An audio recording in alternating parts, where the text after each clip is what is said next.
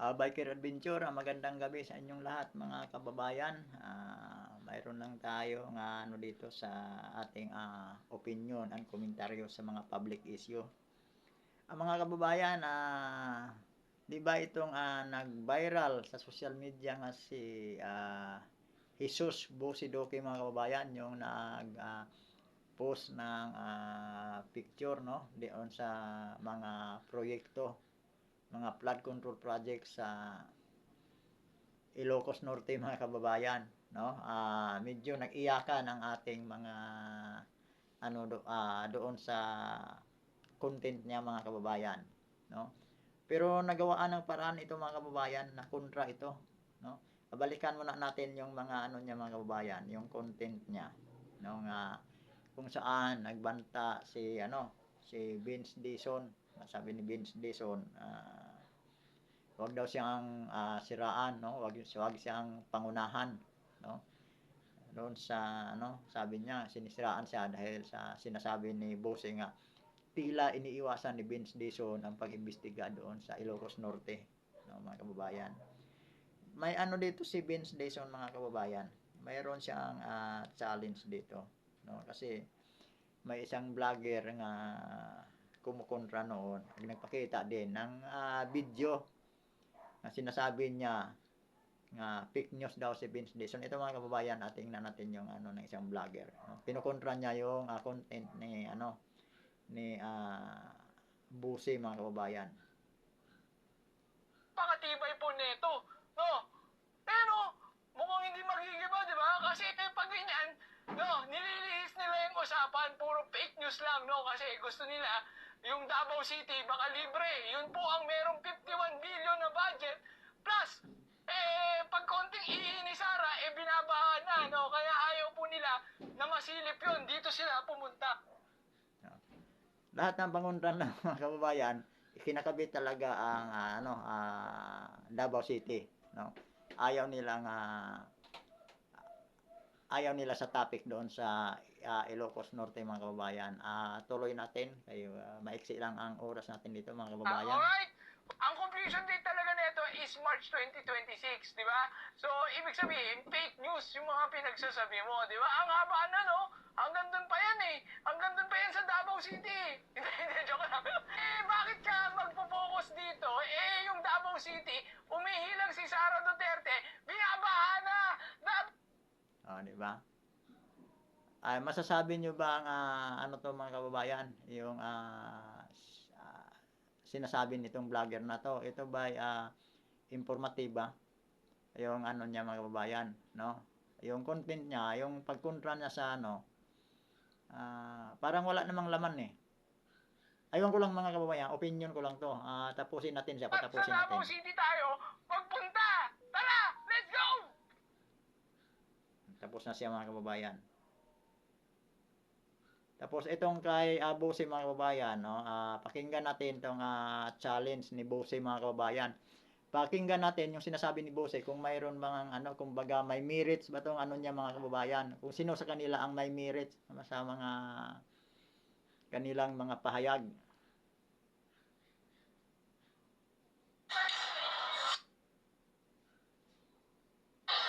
Sa mga vlogger ni Marcos, hindi ito labanan ng tarpulin, ng DPWH.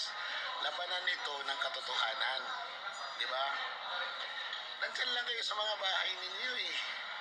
Cellphone hawak ninyo. Yung isang bayot nasa Canada. Paano niya malalaman yung totoo? Di ba? Magsilabas kayo kasi binabayaran naman kayo ng amo ninyo. Puntahan niyo yung mga lugar na pinuntahan ko at doon niyo i-debunk at sabihin niyo na yung mga proyekto yun si Duterte ang nagpagawa. Tapos ilagay niyo doon yung mga tarpaulin na gusto niyo ilagay. Di ba? Ilagay niyo na mga 2017, doon ilagay niyo. Oh, di ba? Kung magkapareho ng project number, oh. Kasi alam nyo, bawat isang proyekto ng DPWH, meron yan number na inilalagay. Number ng proyekto, ID number ng proyekto. Hindi madadaya yun, mga kinginan ninyo, ang bubobo ninyo. Yung pag itinay po yung ID number, lalabas doon kung anong lugar ginawa yung isang proyekto. Kaya mag-imbento man kayo na mag-imbento ng kahit na anong tarpaulin yan, hanggat hindi nyo pinupuntahan at hindi nyo pinapalitan yung ID number, hindi nyo madidibang yung ginawa ko. Dahil yung ginawa ko, katotohanan, hindi mahirap magsalita ng katotohanan. Mahirap gumawa ng kasinungalingan. Diba? Diba? Diba? Diba? O paano? Sayang ang bayot. Nasayang ang bayad.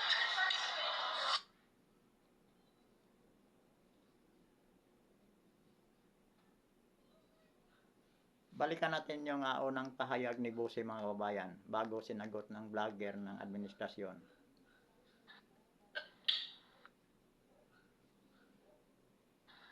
Akala ko ba lalakas ninyo mga asar? Bakit nagsisiiyakan kayo?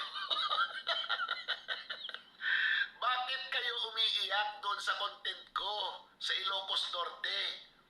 Kahit ano ang gawin ninyong dadaw-daw dyan, magyayaw-yaw man kayo na magyayaw-yaw, hindi nyo madidibang yan dahil doon mismo kinuha yan. Ako mismo ang pumunta doon.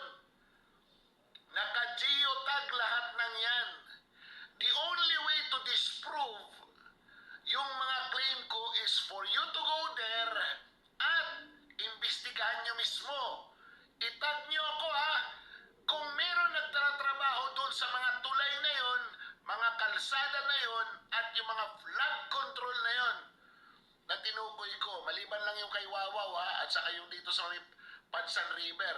Kasi nang dumaan kami doon sa may Pansan River, mukhang may mga nagsusukat-sukat doon. Doon sa nasira na parte. Pero, kung ako tatanungin nyo, dapat flood control, wala pa nga flood, sira na.